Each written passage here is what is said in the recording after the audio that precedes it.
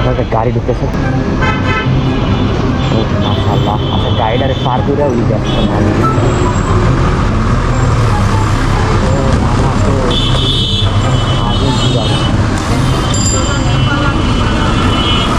আমার মাউন্টের ক্যামেরা যেটা এত লুজ হয়ে গেছে যে আমি এটা ভাবতে পারতেছি না ভাই।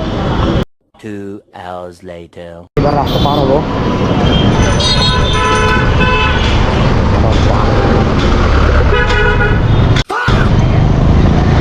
বাসা থেকে আমার কিছু কিনতে দিয়েছে দোকানে, তো আমি ওগুলো না কিনে আমি এনে ঘুরে বেড়াইতেছি। ভাবলাম যে ব্লগটা শুরু করে ফেলি আজকে থেকে। এই আপু আসতে, এই আপু আসতে, কি বলবো ভাই, একটা নিউজ আছে না যে কি আর বললাম, মুখটা না খারাপ করি। একটা বাইকার যে আসতেছিল আর এক্সরে যে পিছনে মাইরা দিছে, এই মামা পরে ওইটা দিয়া আমার বুঝে নাও বাকিটা ইতিহাস।